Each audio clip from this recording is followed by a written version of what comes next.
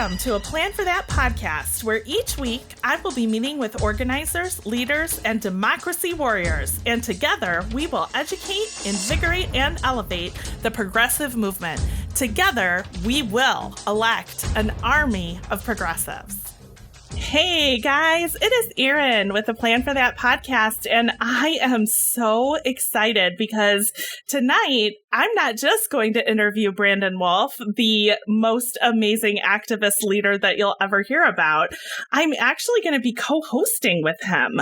So, Brandon, how you doing?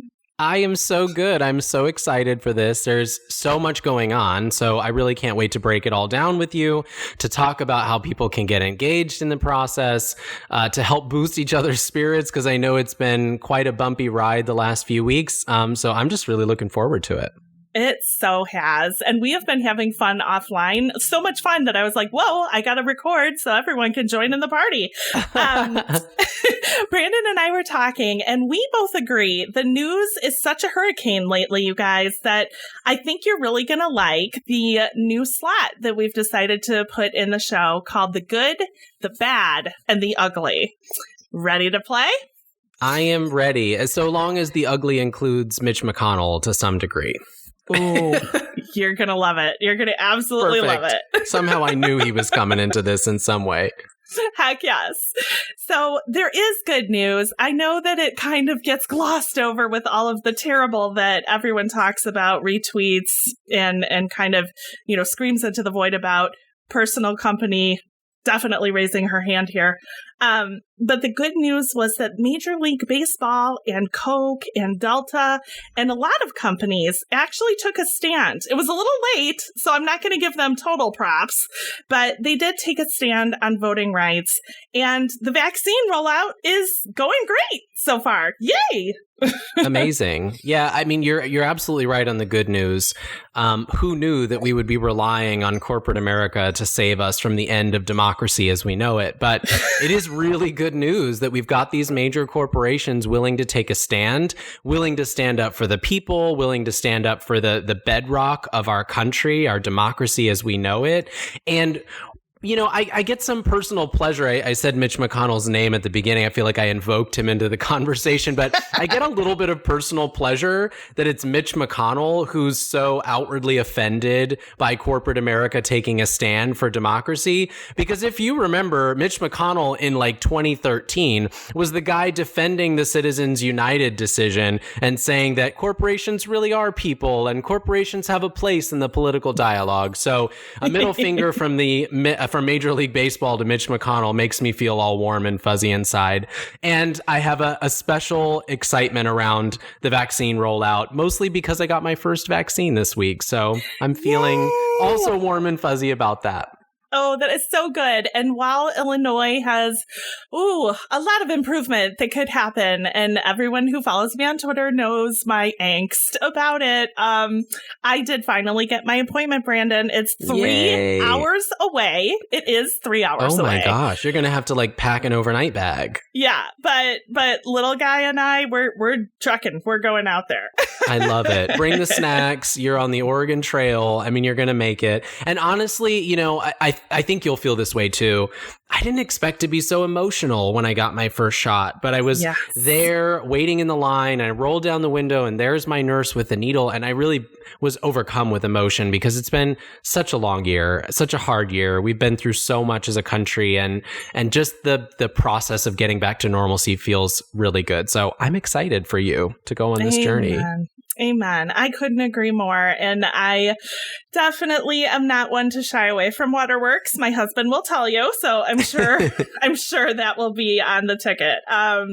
The bad news, I almost don't want to come down, but we need to that everybody can. I'm going to ride the vaccine high while you do that. Right. Everyone can cathartically come together, though. And you guys, this is why we do the show. Remember, it is therapy. It really is. Not just for me, not just for the hosts, but also for you guys. And you've told me as much. So thank you. So the bad news, I am going to go off, and I know that this is not a legal mind talking, but I don't care. I'm just so mad. We saw on video the entire world how Officer Chauvin killed a human being. It's on video. Like, if you're thinking about any of the great court trials that we've had to sit through as a nation and watch together, there was never such clear evidence. Never in my entire life have we seen something so clearly. And yet we're going through listening to a defense. And I can't. Like, I haven't watched it. I've watched everyone react to it. And frankly, I don't know if I can stomach it, Brandon. Yeah, I'm in the same boat as you. I don't know if I have the mental and emotional bandwidth to process the Chauvin trial. I don't know that I have.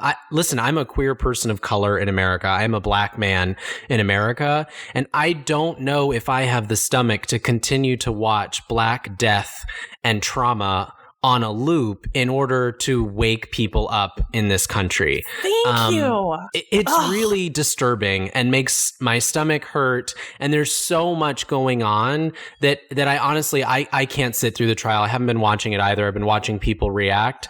But it is really sickening. And I think it's about so much more than just Derek Chauvin. It's about our system. It's about the racism that rots it to its core. It's about the impunity with which police harm and inflict violence on people. It is about so much in our society that is broken. And while I hope that we see some justice from this trial, I'm confident that we will. I'm optimistic that we will. We have a lot of work left to do because one outcome in a single trial is not going to fix what brought us to the murder of George Floyd. No. And I have to say, as a former person that worked, people may not know this, but so here it is. In a former life, I worked as a dispatcher for 911 police and fire. And boy, my hat goes out to you guys, you dispatchers. That was not a fun job or an easy job. And therefore it is no longer my current job. But what I learned this year is that it wasn't just one or two cops. It's a pervasive thread, Brandon, of white supremacist just garbage.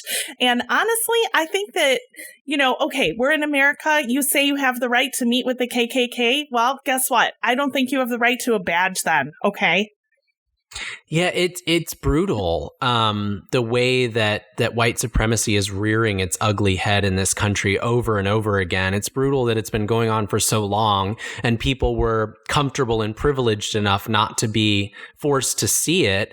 Myself included. That a lot of us just didn't grapple with the reality of how white supremacy had so intoxicated our country. I watched in the aftermath of the murder of George Floyd. I watched 13th by Ava DuVernay, and I encourage everyone to watch that documentary. It was on Netflix, I think, is where I saw it. Oh, excellent. And the way that she lays out how slavery became the mass incarceration issue that we see in this country today is so brilliant, so powerful, so moving, and so heartbreaking, because it's very clear how this country never really got rid of slavery. It just gave it a new name and a facelift. And so as I mentioned, we have so much to do on this issue. We have so many things to uncover, to uproot, to change fundamentally, that, this trial for me, it embodies a lot of those things, but I just don't know if I have the stomach to watch it in real time.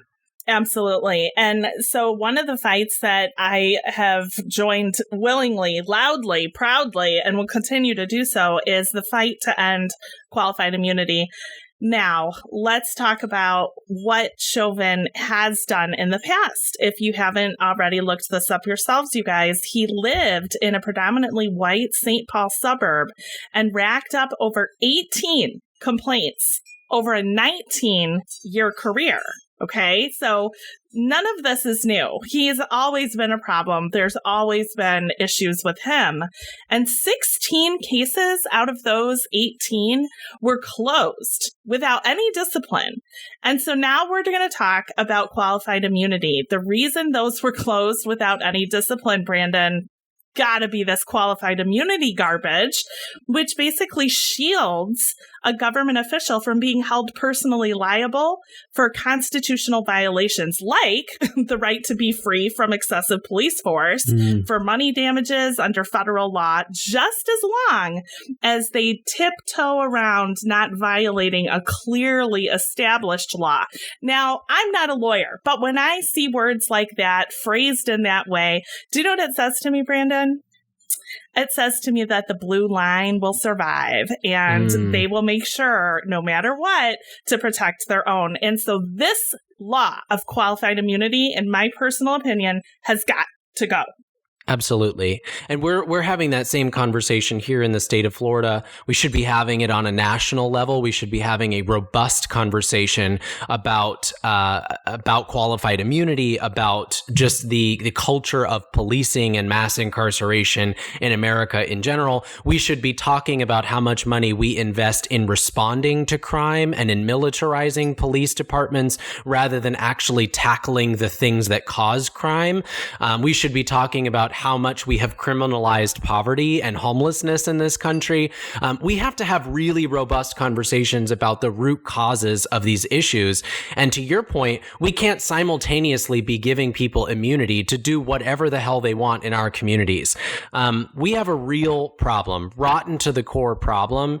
And again, I just come back to this trial as sort of the physical embodiment of us beginning to have that conversation. But I just hope people are ready for the dialogue that needs to be had, because it's not going to be an easy one. It's not going to be a quick one. It's going to involve phrases you may not like. I'm going to just give you a little disclaimer or a hint here. You're going to hear people say defund the police, and you've got to get the butterflies out of your stomach around that. We're going to have really, really difficult conversations, because Derek Chauvin is not an anomaly. He's not an aberration. He is part of a system that is fundamentally broken. Absolutely right. I did a thread a while ago, just for my own sanity, really. But if you read it, it was heartbreaking. It was a list of so many names, you guys, and their crimes: walking, jogging, being in a park, falling asleep in a car. And we're not talking about people who were arrested. We're talking about people who are dead. They're dead because they exist. That's basically what it was. And I can't anymore with this. And I'm so glad that Brandon has some pretty big ears listening. And I want him to bring all the fire he normally has and just phew.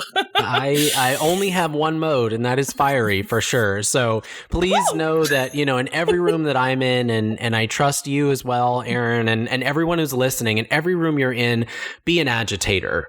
For me, that has been my commitment over the last 5 years, and really specifically in the last year or two. I've recommitted myself to being an agitator. At every table I'm at, I challenge the structures of power. I ask difficult questions about who's not at the table. I ask really difficult questions about the status quo and how we're upholding systems that may be marginalizing people, even if it's subconsciously and even if it's within our own organizations. I work for a progressive organization. We do really fantastic work, and there are days when we fall short. And I'm the one who has committed myself to being the agitator at this table and saying, we fell short. What do we need to do differently tomorrow? I'm challenging everyone listening today, be the agitator. Yes, I'm so glad that you put it in exactly that way, because it really bears repeating what we said on the last episode. And I know that Brandon's heard it, so I'm kind of preaching to the choir here, but it is our job. It is our job as a citizenry of this country to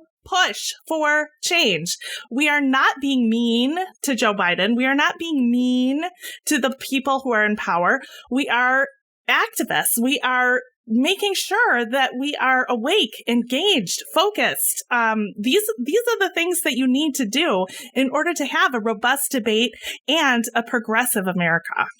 That's right. Yeah, I just, I feel like we're waking up to this, and I think we have young organizers to thank for this. But voting is just a sliver of the solution. Voting is just a small component of what it means to be civically engaged in a democracy. A big part of our job is continuing to show up outside of Election Day and hold our elected officials accountable. That includes on issues of criminal justice reform. It includes issues of LGBTQ civil rights. It includes issues of, of poverty in America and taxes and infrastructure. You go on and on, climate change. We have to hold elected officials accountable up and down the issues outside of election years. That is our job in a democracy. And so I just want everyone to know I'm affirming what you're saying, Erin. Showing up and holding people accountable is not being mean. It's not being counterproductive. It is our role in a democracy. We are obligated to do it. Amen. And we shall, and we are growing that army of progressives every day. So right before we hit our break, let's go to the ugly, because I gotta say, we're going to move from being enraged and in tears to what's going on? So American politics in a nutshell. Right? I mean, let's talk about Gatesgate and Brandon. Oh, no. I know it. So close to home because I'm a Florida guy through and through. Yes. And I'm here to tell you, I have been doing more research throughout the evil Trump regime, just trying to figure out what in the heck is going on and who's involved and how our democracy basically almost got sold to the highest bidder. I kid you not. Mm-hmm. And we're going to see some pretty big things from this, I believe. I am not a super sleuth, but just by putting dots together and reading words, I'm going to be looking for Trump connections. I'm going to be looking for a lot more people involved in this disgusting sex trafficking alleged activity, which probably happened. And I'm also going to be looking for some pretty big people in the party, getting back to your comment on Mitch McConnell, to get really scared and possibly suddenly leave the Senate for, family reasons. Before we sat down, I was reading a New York Times article about Matt Gaetz's last-minute plea for blanket pardons for any crime he might have committed, for any crime his friends might have committed. Yep. None of that shocks me. Nothing about the Matt Gaetz story shocks me, because people who knew him in the Florida legislature knew he was a creep. People who've known him in Congress knew he was a creep. The people that he associated with were creeps.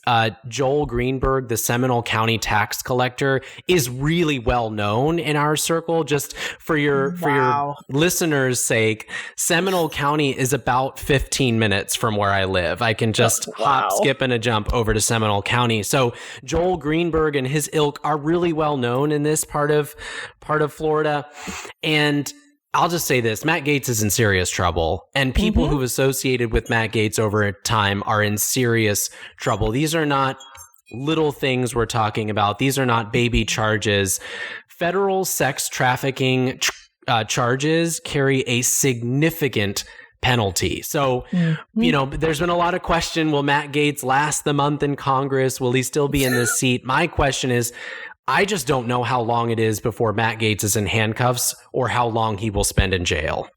Yep. And tagging onto that, I just don't know how many people are super glued to him and will come right down with him. And let's be honest about the culture that breeds this sort of thing. There's been stories in the past 4 or 5 days that people talk really honestly about what happens in Tallahassee during legislative session. I lived in Tallahassee for 2 years, and that means I got to experience 2 legislative sessions with politicians in Tallahassee. Now, what your listeners should also know is that Florida, like a lot of states, has a part-time legislature. That means that they actually only make law for about 2 to 3 months a year. And then they leave. They go back to their districts. And Tallahassee is really far away from everywhere else. If you're driving from Tallahassee to Miami, say, it'll take you like 6 or 7 hours. So Tallahassee is pretty remote. They're only there for like 60 to 90 days at a time. And during that time, they treat that city like a frat party. They are out of control. They are acting a fool. And the sort of misogynist, creepy, borderline criminal behavior that we're talking about with Matt Gaetz is not localized to Matt Gaetz. There is a culture in politics that allows good old boys to do the good old boy thing. And my hope is not just that Matt Gaetz sees some repercussions for his actions, but that we have an actual conversation about the culture of politics, that we talk about how women in politics are treated, that we talk about how men in politics abuse their power to take advantage of people that either work in their office or that they come across in their districts, etc. Yes. And I hate to, bring it to a partisan level, but hell, the media does, so we may as well jump on that game for a second so that we can slap it down. We've had good people in Congress who were ejected without so much as an investigation why? Because they had consenting sex with other adults who also were consensual. Meanwhile, we've got him potentially involved in underage trafficking, multiple victim trafficking, and at the very least, stealing people's identities to do God knows what with those names and identities. There's some serious misogyny here too, Brandon. Absolutely. Absolutely. And look where Republicans are. They're nowhere to be found. It's crickets. Right. It's a ghost town. You look at the same people who crow about, the moral high ground that they sit on, the same people who laser focus on culture war issues and talking about cancel culture, the same people who sit on this pedestal that they've created for themselves. And we have a member of Congress, a Republican member of Congress, a rising star, who is credibly accused of multiple counts of federal sex trafficking, and they're silent. That should tell you what the game looks like in politics right now. That should tell you just how stacked the deck is against people and how stacked it is for others. Yes, exactly right. So I couldn't agree with you more. This is definitely the ugly side of the news. We're going to keep our eyes on this. And Brandon, before we take a short break, I'm just wondering if you're aware that today is the election in St. Louis, where I personally am rooting for Tishora Jones. Oh, that is so exciting. I did not know, but thank you for flagging that. And I'm excited. I hope that folks turn out. I hope that folks make their voices heard. And yeah, I guess I'm hoping for Tishora Jones to win tonight. Oh, heck yeah. And honestly, I'm full cards on the table. Both candidates are progressive candidates, but Tishora Jones would be the very first woman of color elected as the mayor of St. Louis, and in a majority-minority community. I mean, really, this is what we need. This is what I'm pulling for personally. That's amazing. Representation really matters. And, I am far away in Florida, so I'm not familiar with the candidates, but I can tell you from a personal perspective, we, in the 2020 election cycle, we elected several new LGBTQ members of the state legislature. We elected our first out queer Black woman. And I can tell you that having them in the legislature has felt like a breath of fresh air. A lot of things are going wrong in the state of Florida. We could do a whole podcast on that. But one of the things going right is that our representation is fierce and strong. It feels really good to have a progressive Black queer woman in the legislature. And so we've got to do more of that. We've got to have far more representation in every level of government. Amen. And I know just as much as all of our listeners do that it's not always a straight line to progress, but hell, I don't care if it's jagged, curly-cued, what? We're moving forward, and that is going to continue. Stick with us, and we will be right back. I will be the next mayor of the city of St. Louis because of you. Transformational change will not be immediate. It will require a little patience, a little hard work, determination, and the understanding that decades of problems will not be solved within days of solutions. However, I can promise you this. Now stop crying. I can promise you this. I will get up every day, day in, day out, and I will work for you. That was so refreshing. I am just so excited for the people of St. Louis, aren't you? I mean, it's going to be changed no matter what, no matter who wins. I'm thrilled. I send a little bit of that good vibe this way. We've got a fabulous mayor and city commission and county officials here in Orlando, but we could use some good progressive vibes in Florida for sure. Absolutely. And I have to get a shout out to Sean Caston because he is my local representative. And he just, I don't know, the tweets were like gloves off when they started attacking voting rights. And I'm sorry, sir, but that's exactly what we need. So I'm proud that I elected you and I'm ready to do it again. Yes, we need gloves off. We need unapologetic, unashamed advocates for the people. Absolutely. And just in case you don't know how amazing my guest host is, let me tell you about Brandon Wolf. He is a survivor of the Pulse nightclub shooting where his dear friends were killed. He is an activist as a result of that, immediately for gun safety, LGBTQ rights, and mobilizing for progressive change all around the nation. He is the media relations manager for Equality Florida, which is the state's largest LGBTQ civil rights organization. And he is the founder of the Drew Project, which is named for your dear friend, Drew. And as if that wasn't impressive enough, he is also a national surrogate for the Elizabeth Warren presidential campaign, which is probably one of the reasons we clicked immediately. Absolutely. Definitely a reason we clicked. Thank you for all of that. I feel honored and humbled to have done the work that I've done over the last 5 years. The truth is that I didn't think I would be doing this. I was a little old store manager at Starbucks 5 years ago, just plodding along. And I think, to be honest, to be a queer person in America, and specifically to be a queer person of color in America, is to so desperately want to belong. I remember as a kid, just not ever feeling like I was enough for any space, not feeling like I was black enough for some spaces, not feeling like I was white enough for other spaces, definitely never feeling like I was straight enough to fit in any space with my peers. And I just wanted somewhere to be able to be authentically me. It's what drove me to leave. I grew up in Portland, Oregon, in a little rural town outside of the city, and it's what drove me to leave. I moved 3,500 miles across the country to Orlando, a place I had never been before, with 2 suitcases in hand, because I so desperately wanted a place to belong. I found that in Orlando. I found that in my best friends, Drew and Juan. I found that at Pulse. Pulse was so much more than just a physical space. It was a safe, emotional, and mental space for queer people, and specifically queer people of color, to be themselves. And so I feel a distinct sense of honor, not just that I was able to experience that, to find that in Orlando, to find that in Drew and Juan and my friendship with them, but also now to turn around and to be an advocate so that young Brandons of the future have places to belong at an earlier age, where they can go to school and feel safe, where they can go home and feel safe, where they have community centers that they feel safe.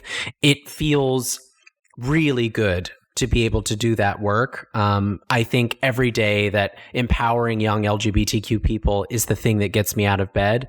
And I'm really, really excited to share space with you and talk a little bit about that work today. Well, and I am so excited because not only are you a strong advocate for all of those groups, but you're inspiring. You're just flat out inspiring to people of all stripes, myself included, pissed off moms crowd over here. We love that. So while Brandon and I were talking offline, we just really launched into what I want to share with you, his just amazing fire around, okay, great, we're all in line. We all agree. Voting rights are being attacked. Our democracy's hanging on by a thread. Now what? So here's the now what. Brandon, tell us about the inside outside. Yeah. And you talked about my role as a national surrogate for Senator Elizabeth Warren. That was, by the way, just an aside, the most incredible experience I think I've ever had in my life, to travel the country, to learn about Senator Warren's, policy proposals, all the plans. I think I read every plan forward and back 5 or 6 times because I was so passionate to understand how we were actually going to get the change done. And, you know, one of the things that you and I talked about is that political leaders do a really good job. Some of them do a really good job of painting a picture of what they want to see done, right? You think about the Barack Obamas of the world, and just these soaring speeches that inspire you and motivate you and energize you, and you're feeling like you want to take over the world when you hear them, but you're sometimes left wondering, but how? What do I do? What can I do to create this change on the ground? What I loved about Senator Warren's presidential campaign, and I've tried to sort of keep this mindset in the aftermath, is it's okay to be inspiring and energizing, and also to have a plan on how you're going to get it done. And I think that we've got to do a better job of trusting people with the plan, trusting people, letting them have that peek behind the curtain, right, on how we're actually going to get change over the finish line. So the way I think we do that, and we can follow Senator Warren's model because she's an absolute master at this, is we've got to understand how we work outside and inside at the same time. So outside game in politics is the thing that I sort of gravitated to when I first joined movement building, right? It's the rallies, it's the megaphone, it's the picket signs, right? It's the thing that happens in front of the TV cameras fairly often. It's the press conferences. That's outside game. It's also the community education. It's the coalition building, right? It's the moment where you're mobilizing your community around something that really matters. That's important, because if you don't have buy-in from people in the community and it's just you on a street corner somewhere, I can guarantee you politicians are not going to be changing their votes. And the truth is, people may not even understand why it's important that you're doing the thing you're doing. So it's really critical that you bring the community along. Another reason that it's critical for the outside game is that you ensure that all the voices that need to be at the table are at the table. Mm-hmm. So frequently, people want to make change. They really mean well. They believe in what they're doing, but they leave critical voices and perspectives out of the conversation. Think about gun violence as an example. So frequently, we talk about mass shootings. I'm a survivor of a mass shooting. I know how front and center mass shootings are in the conversation about gun violence. But if we have a conversation about gun safety legislation and change around gun violence that only centers the voices of people who've been impacted by mass shootings, then we will never get change over the finish line, because we're leaving large swaths of the population out of the dialogue. People who have real lived experiences around day-to-day gun violence that happens in our communities, around gun violence that is a result of domestic violence, around suicide, right? Those are voices that we absolutely have to have in the table if we're going to create holistic change and make sure that we bring all the authentic stories to the front that we need to. And then I want to sort of I'm sorry, and I'm like on a rant here, but no, I want to go. I want to talk about the inside game too, because the outside game in many ways is the sexy part, right? It's again, it's the rallies, it gets you juiced, you're really excited about it. The inside game is the part that goes unheralded. It's sort of the thankless work that honestly takes the same amount, if not more, time to cultivate. It's relationship building with lawmakers and staffers. It's talking to faith leaders and community leaders behind closed doors. It's understanding how legislatures and city commissions work so that you can actually use the rules to get things over the finish line. It's having meaty dialogues with lawmakers saying, okay, let's talk about the nuts and bolts of this bill. When it actually comes to fruition, how would we implement it? Who's going to enforce it? Who do we call when we have an issue? So if you're not able to do both of those things, inside game with lawmakers and invested parties at the same time that you're building a movement on the outside, then change will never get over the finish line. You've got to be able to know and understand and be able to work both if we're going to make real change. See, and I couldn't be more in agreement with you. And then, of course, there's the organization side of it as well. Once you know what you're organizing for, and that's new to me, guys, I gotta say, but I'm happy to continue doing it. I volunteered, as many people are probably sick of me hearing me say this, but I volunteered for 9 campaigns, because amazing. I just couldn't. Oh, trust me, it was too much, but I did it.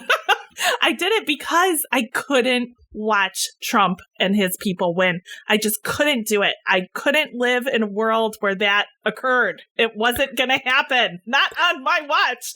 So my hat is off to everybody. And we've had so many guests. We've been so blessed. Frankly, I don't know why everyone keeps saying yes, but keep doing it, guys, because the stronger the leaders I meet with, the more we can get everyone the valuable information that Brandon just shared with us. You know, they keep coming on, first of all, because you're fabulous and you're wonderful to spend time with. And also because these are the really important conversations that we need to have. You know, I think what we're waking up to, especially on the progressive side, is the power that we have when we fully realize our role in democracy, that it's not just about turning out our communities to vote, that it's not just about showing up once every 2 to 4 years. It's about showing up every single day around the issues that really matter to us. We don't have to be shy about that. We don't have to be apologetic about that. We can be bold and honest about it, and that we can win elections in that way. And, you know, one of the other things that I want to note for people, we talk about inside outside game.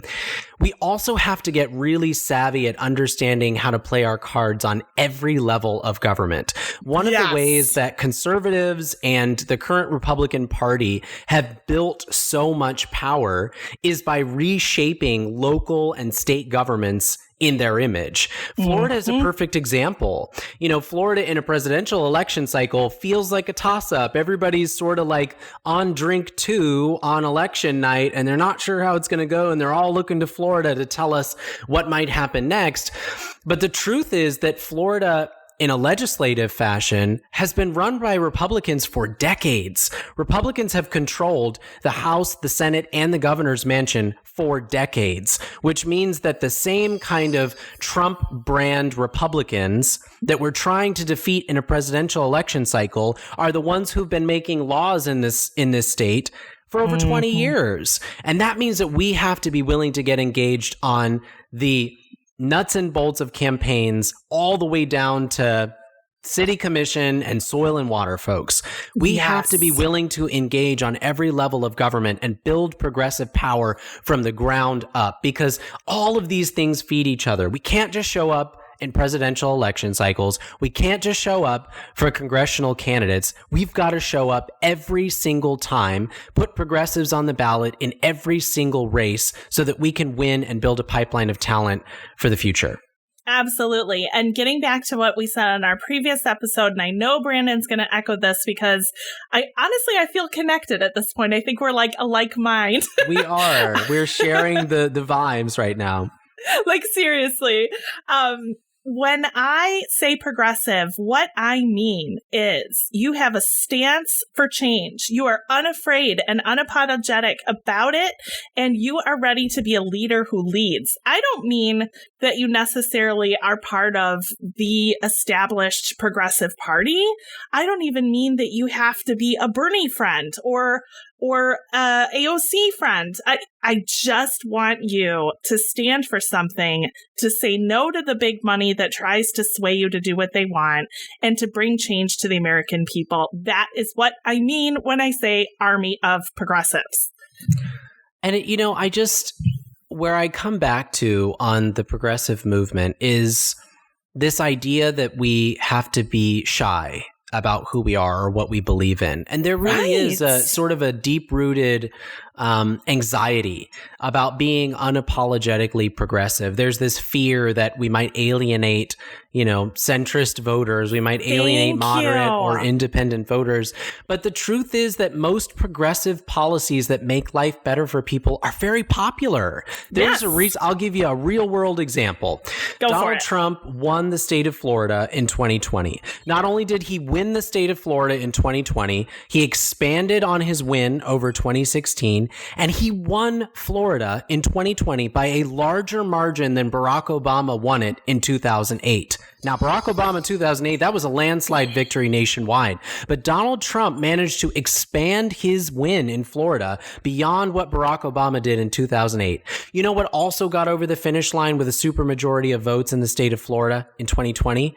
A $15 minimum wage. Yes, it did. There is a reason that in the same state that Donald Trump was able to expand his win by so much that we still were able to pass a $15 minimum wage with more than 60% of the vote. That is because progressive policies that make life better for people, that begin to tackle rampant income inequality, that begin to deal with healthcare disparities, progressive policies that make life better for people are popular in America. We, as leaders, our politicians, the people on the ballot, simply need to lean into their values, be unapologetic, unashamed, and run boldly on those progressive policy proposals. Absolutely. Absolutely. In fact, I hate to pick old wounds, but sometimes you need to do an autopsy. You really do. The people who did lose in their House districts did not run on progressive policies. And I checked this. They were more scared about looking progressive or seeming progressive. And it really gets into another pile of weeds that I like to call the corporate agenda media, because I have watched them very carefully over the years. And I'm sorry, you guys, it isn't just Fox News. They're terrible. Don't get me wrong, but it isn't just them. There are other channels that really put forth this narrative.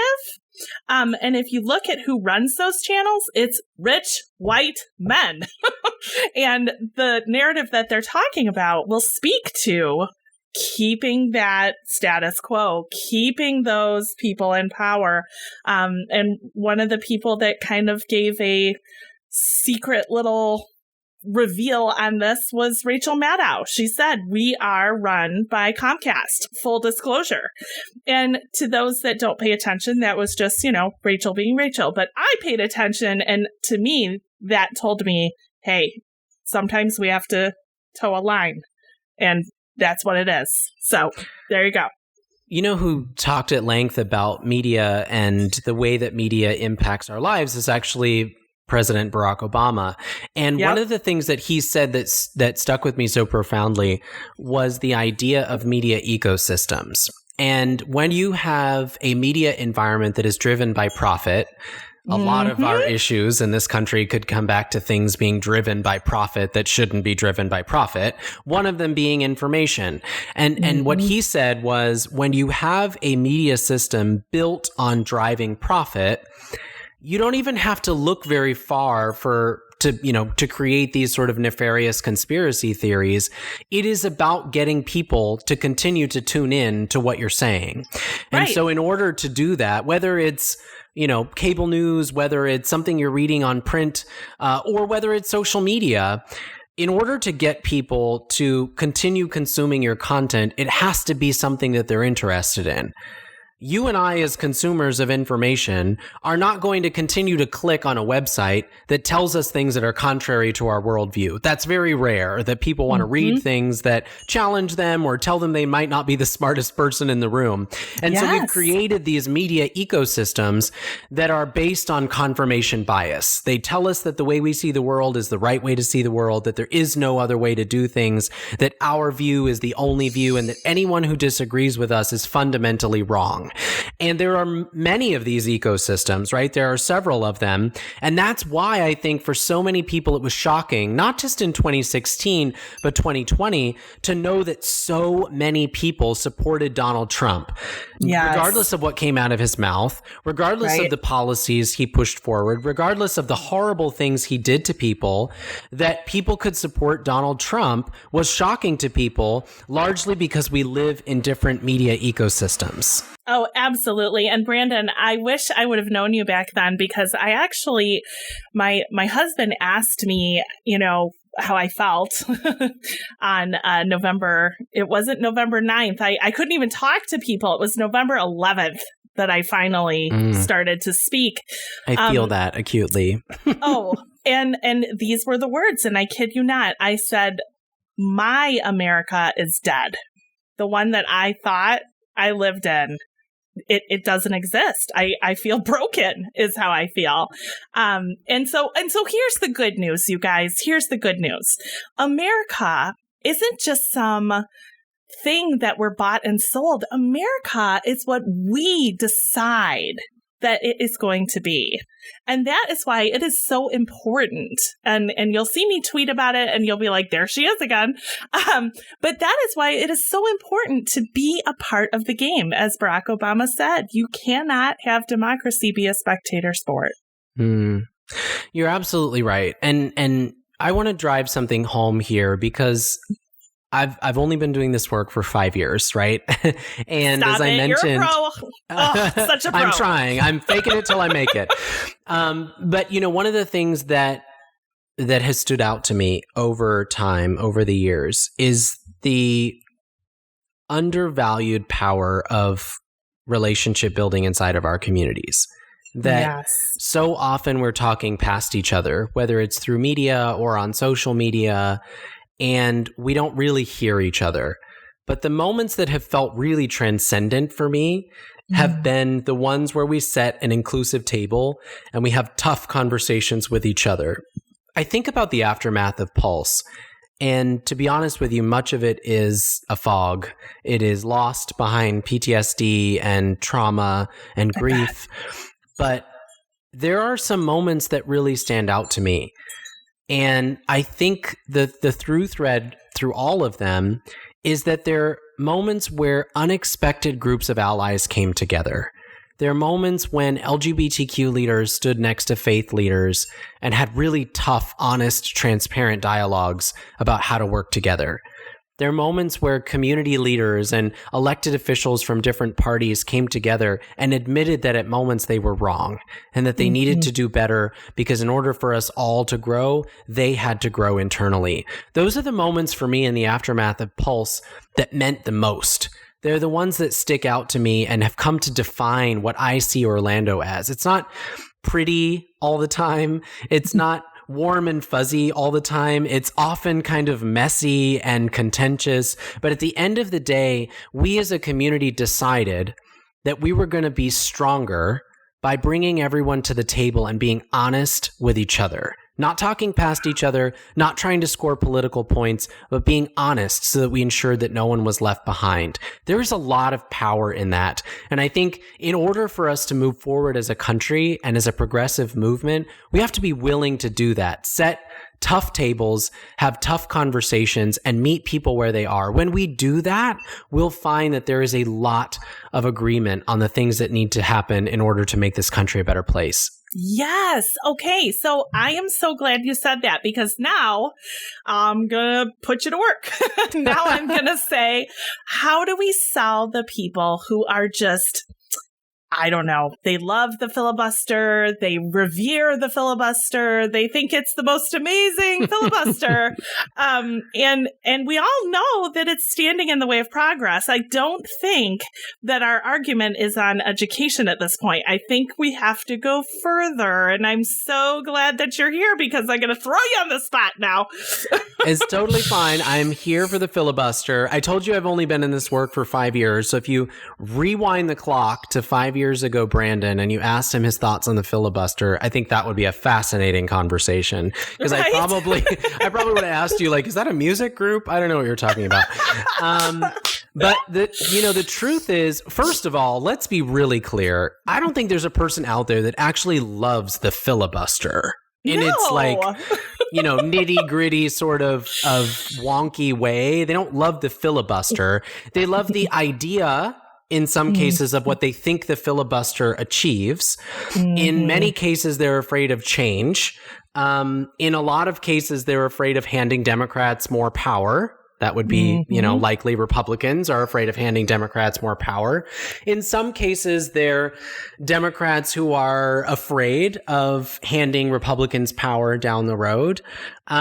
And so your question, I think, is an apt one. First of all, what do we do about the filibuster? And second of all, how do we do it, right? Because we're on a plan for that podcast. We don't just make aspirational comments. We build a plan for that. The first thing we have to say out loud is that the filibuster doesn't work. No. The way that it's designed, first of all, was an accident. It was never supposed to happen this way. And it has now been perverted into a cudgel against progress in this country. Yes, progressives, Democrats have used it on occasion to stop terrible things from happening. But the truth is, more often than not, the filibuster in its current form has been weaponized by conservatives to combat civil rights legislation. That is what the filibuster has been used for more often than not. And it's only been in its current form for a very short time. When I say perverted, I really do mean that the filibuster has been perverted beyond recognition in order to roadblock progress in this country. I recommend everybody, there's a Warren Dem named Adam Jentelson who wrote a book called Kill Switch. I recommend everybody read it. It's a fascinating read that talks about the filibuster.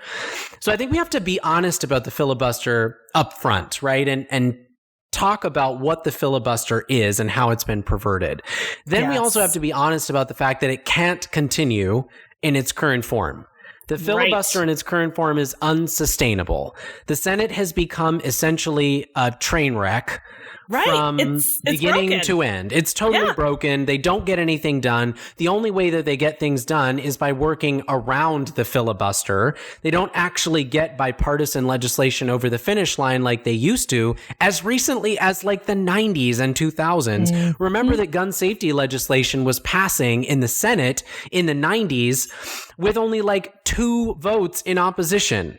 We've come a long way from those days of the Senate, and the filibuster is a big part of that. The filibuster was never designed to allow a slim, tiny minority of, folks to roadblock progress that is overwhelmingly popular in America. So we got to start by first acknowledging that the filibuster is broken. It was never intended to do what it's doing right now. We second have to say out loud that it's unsustainable in its current form and needs to be changed, whether that means substantially reformed, making people actually stand there and filibuster as it was originally written, requiring a certain number of people to be in the room in order to vote to extend the filibuster, right?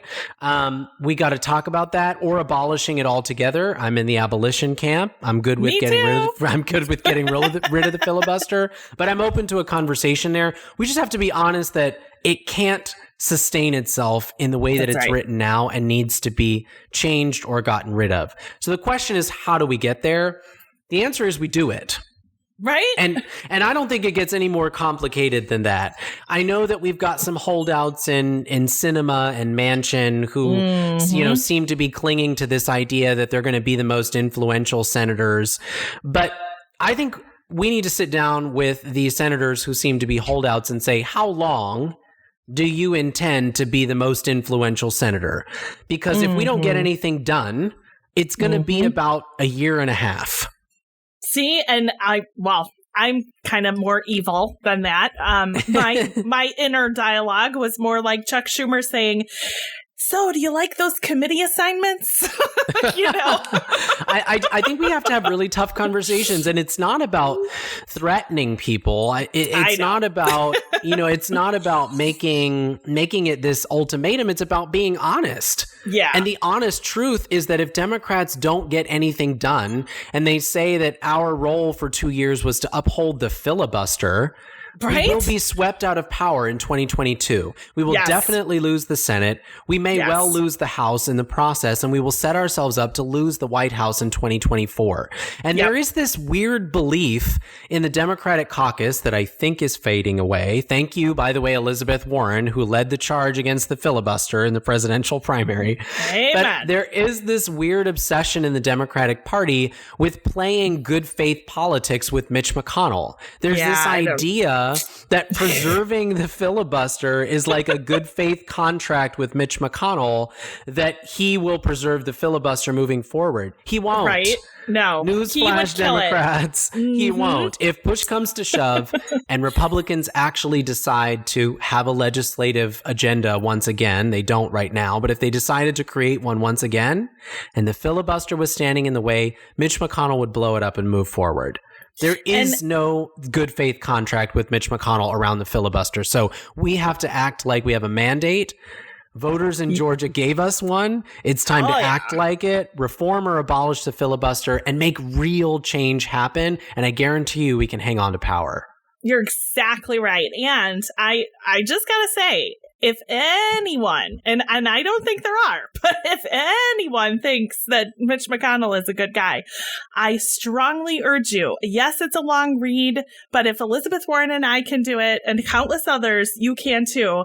Read the Mueller report. This is the man. This is the man who, when America was under attack, okay, people, meddling in elections. We were full on attacked. Okay. And it went deeper and darker than anybody is currently talking about. Our current hackings and everything are all entwined in that. And personally, I think that until Vladimir Putin is dealt with, shall we say, that he's going to continue to be a problem. But Mitch McConnell, in that moment, threatened the president, threatened Barack Obama, and said, you cannot tell people that we're under attack. I won't allow it. Now, just think about that. And just think about what that means about him as an individual. And then go ahead and tell me what a great guy he is. I mean, we're up against one of the most calculating and, I would argue, evil political actors in a really long time. Mitch McConnell is very good at his job. He's very good at stonewalling and roadblocking Democrats when they're in power, and then ramrodding everything through when he's in power. That's exactly what he did. Remember what he did to Barack Obama. Remember that he was very open about wanting Barack Obama to be a one-term president. Remember that he was very open about stonewalling every single thing the Democrats wanted to do in Barack Obama's second term. And then what happened? They got the White House. They got control of Congress, and they rammed through everything that they wanted. And also remember, if anybody needs more convincing, although I'm guessing your listeners don't need more convincing on the filibuster. But we have some Republicans, believe it or not, Brandon. You have some holdouts. Okay, well, well, if you're listening now and you're still kind of on the fence and you're thinking, gosh, but if we get rid of the filibuster, then Republicans take over and they do terrible things and we can't stop them. Remember that in 2017, Mitch McConnell was faced with a filibuster when he wanted to get through a Supreme Court nominee. And what did he do?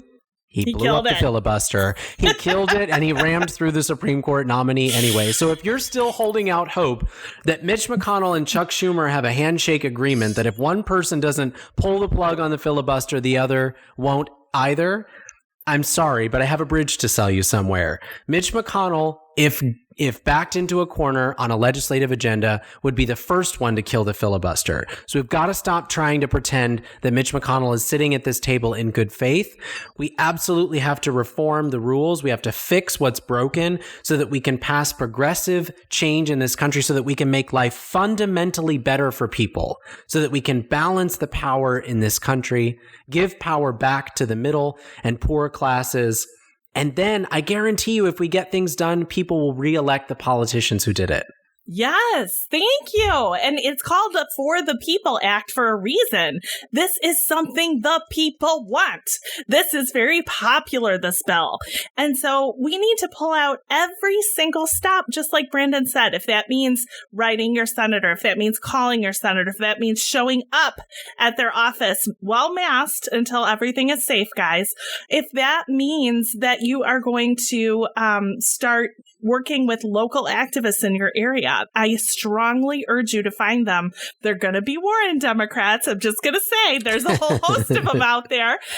We're ready to do that. And this is such important and necessary work. Brandon, I am super excited. I can't wait to get started on the work of saving democracy. And one final thing I want to share with you, just in case it's kind of gone through your busy day and you missed it, is the team of Dark Money Avengers is what I like to call them on Twitter. I love them.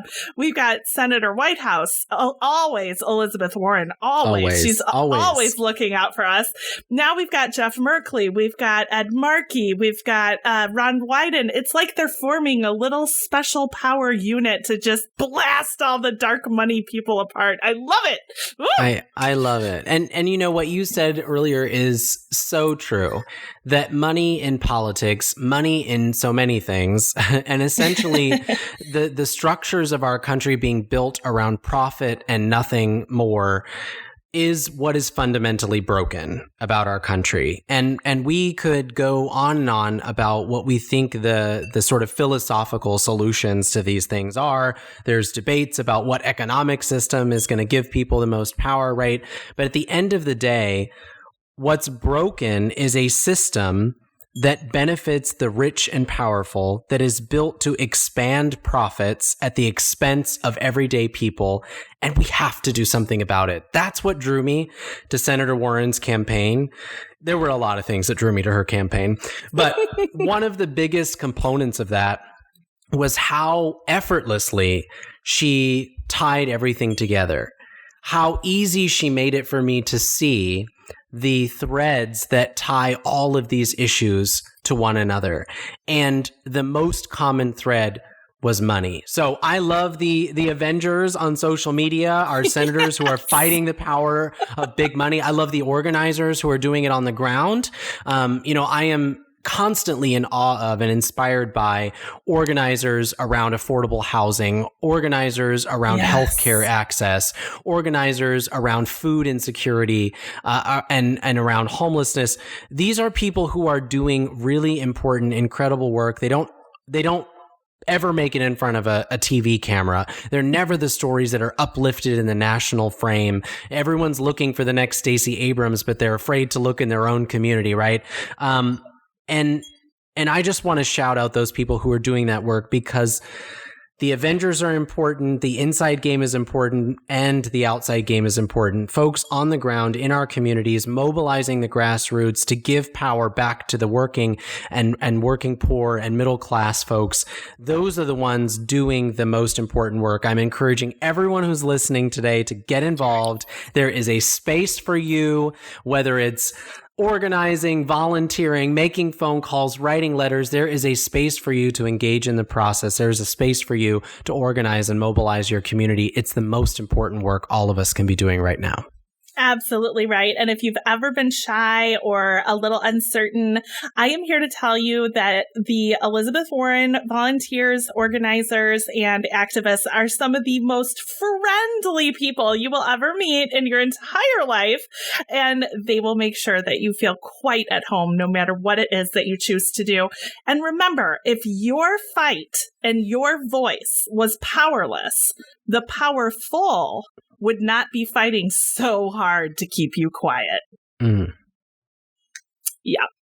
It's an important job. We got to jump in, get loud, get activated, and re-listen to this, because Brandon is just the most inspirational person. I am just so blessed that we have had this conversation. And Brandon, I'm going to throw you on the spot. I am already thinking in my mind of assembling some of our most active, most organized, most engaging leaders for a reunion show to put all the pieces together with housing and ending systemic racism, bust the filibuster, get dark money out. Like, oh, it's just going to be an amazing show.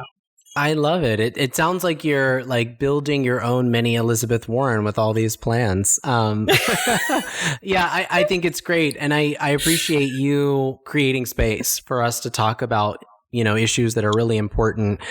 We've talked a lot about the things that are happening in the state legislature in Florida and how challenging it is to battle back against a lot of these anti-transgender bills that we're facing, the anti-protest bill that passed the House floor. There's a lot of really rough stuff going on down here in Florida. So it feels really nice to be able to share some space and talk about what's possible for a moment, to talk about the important work that's going on across the country. And to be reminded that the power in a democracy is with the people, that we can be so disappointed and deflated and demoralized by elected leaders. But the truth is, if we mobilize and organize our communities, we have the power to make a difference. That to me is the inspiration that I'm leaving with tonight. It's going to sail me right through the rest of the week. Oh, absolutely. I couldn't agree more. Let's get that army going, Brandon. Let's do it. I'm in. I love it. We'll see you soon. Thank you.